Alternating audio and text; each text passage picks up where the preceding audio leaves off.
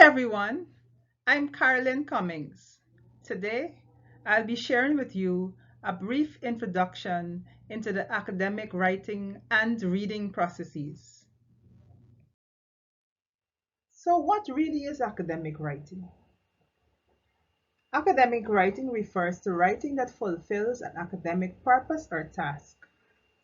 It is writing that is formal, clear, structured, organized, and focused. Writing that is often discipline specific. This means that there are specific conventions for writing in the particular discipline and purpose for which you engage in writing. As you engage in your discipline or field of study, you will become more conscious and confident about writing in this discipline. Academic reading is also structured, focused, or selective. It is reading done to understand a concept, idea, or topic.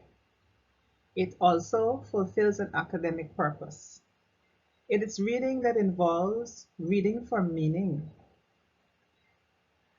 reading critically to analyze texts or information, reading to evaluate texts or information, reading often done to support your writing, often to validate an idea or claim that you make. And when we read, we gain more nuanced perspectives about a topic, an issue, or a phenomenon. So, how do we engage in academic reading? Academic reading is often synonymous with critical reading. So, it therefore requires us to read for meaning, read critically, and to read like a writer. So, what does this all mean? Let us try to unpack this. As I mentioned earlier, academic reading requires us to read critically. It is a specialized and focused process of reading various kinds of texts and often requires much time and concentration. The key to reading critically is to first internalize and understand the text. This means that you are able to interpret or relay the meaning or ideas presented in the text. Reading critically also requires you to be able to analyze what you read. Analyze arguments and perspectives, or break down or understand parts of the text in relation to each other.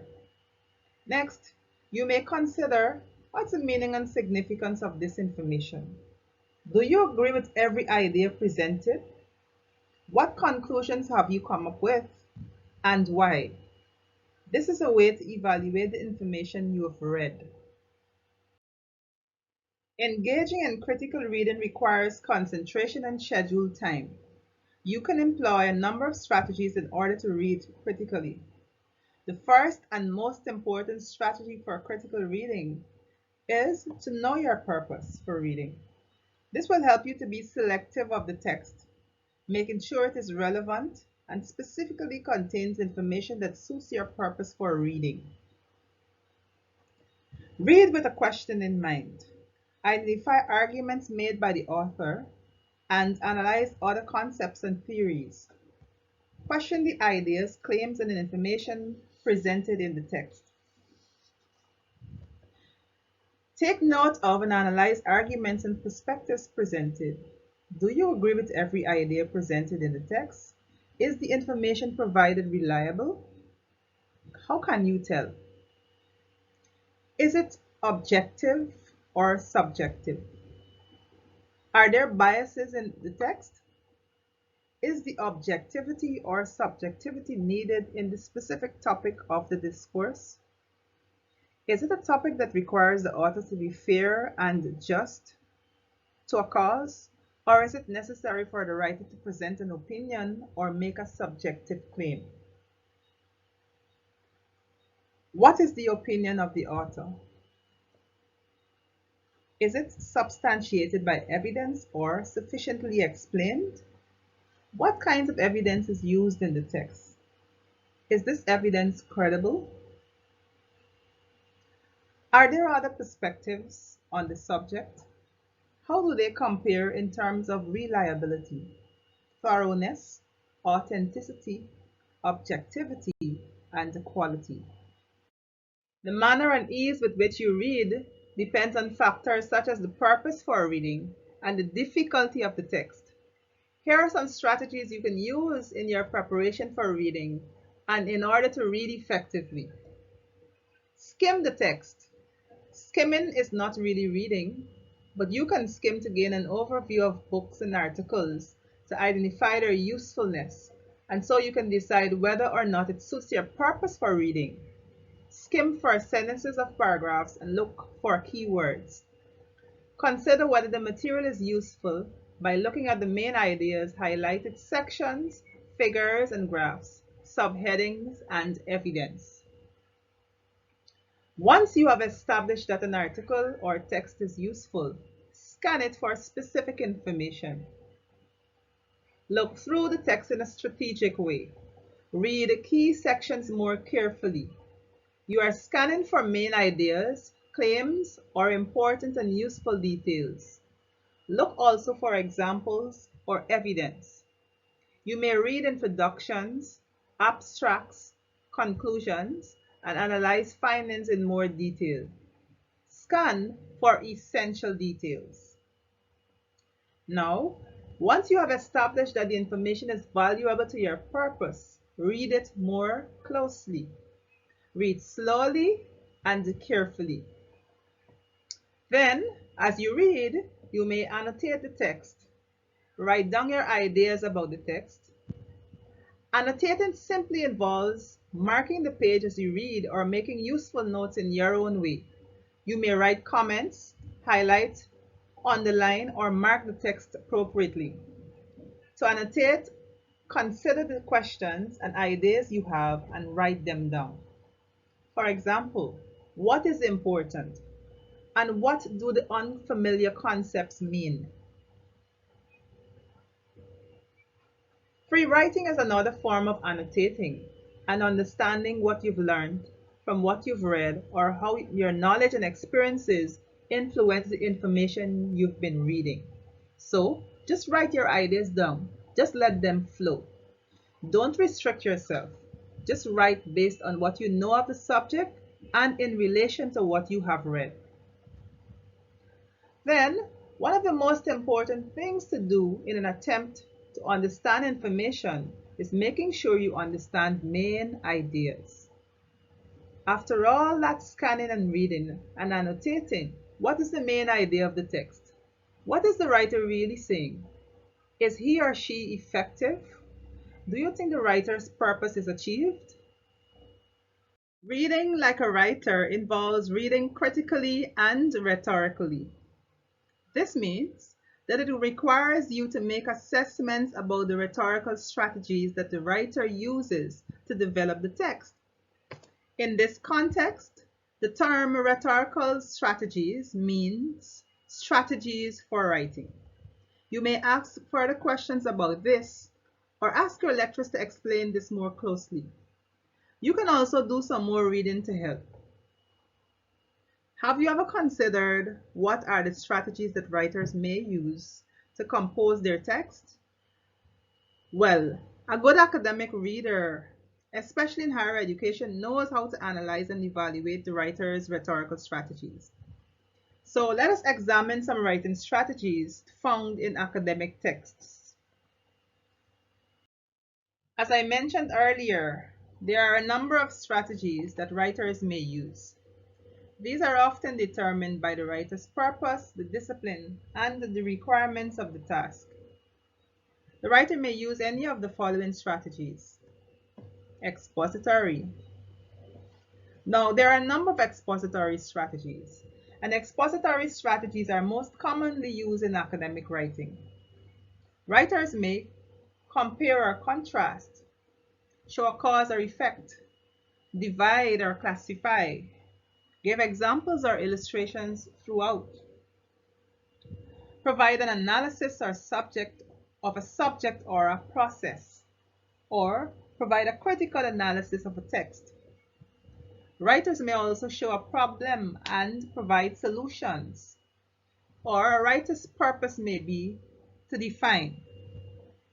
Writers may also use persuasive or argumentative techniques, or they may use descriptive techniques or description, or narrative techniques in their writing. As we engage more in the subject of academic writing, we will be learning more about identifying these strategies as we read and using these strategies as we write. Often, these strategies are used in a complementary way.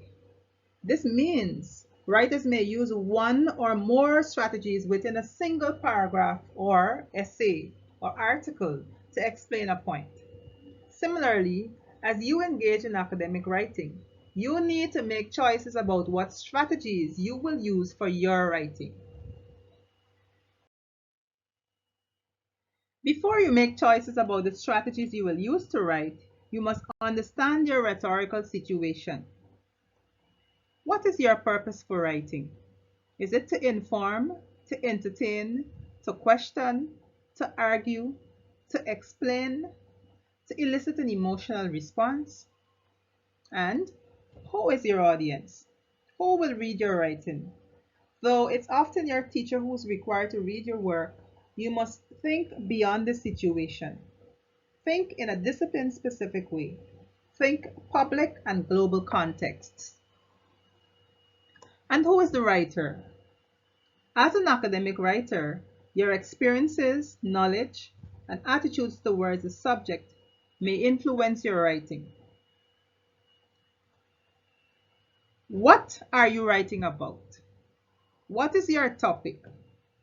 How will the context and your knowledge and experiences influence the way you see or treat the subject?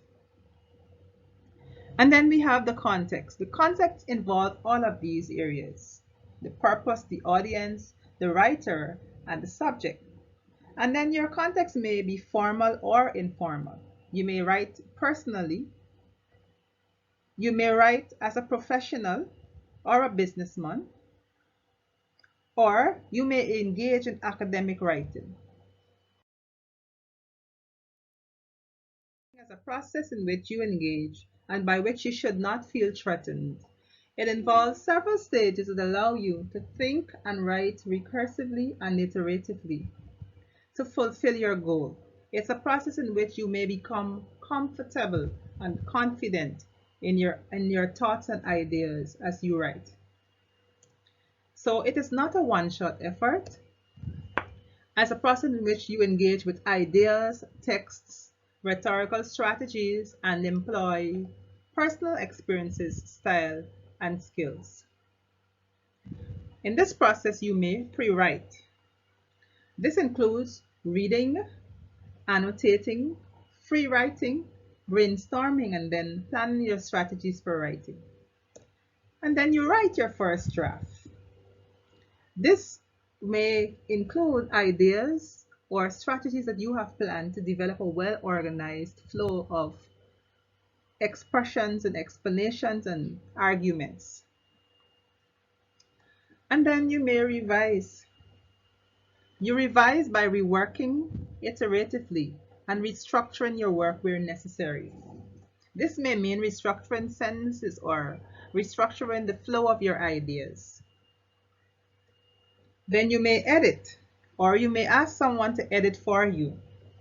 Editing includes checking for grammaticality and quality, coherence, and the preciseness and correctness of your ideas and work. And finally, once that is done, you may publish. This simply means that you can submit your work, or you may share it publicly or on social media platforms, or you may even publish in academic platforms or journals. Let us look at what academic writing is and what it is not. Though your individual style may vary, academic writing generally is thinking and writing critically, creating knowledge, or adding to existing knowledge, contributing to a larger discussion, and providing solutions to problems in your local contexts and internationally. And it is writing that fulfills an academic purpose. Academic writing is not reporting the knowledge and findings of others or explaining the knowledge and findings of others only. While in some cases you may need to do so in order to support your ideas and arguments, you are required to write in your own way and present original ideas or add to the discourse on a specific topic and in your specific field. Academic writing is not putting together disconnected ideas loosely. This means that you must develop competencies and skills for producing well organized and coherent writing.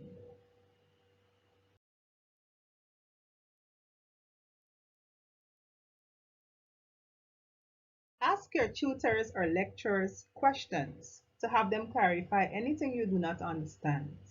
Or you can read additional material that may help you to further understand the processes of academic reading and academic writing.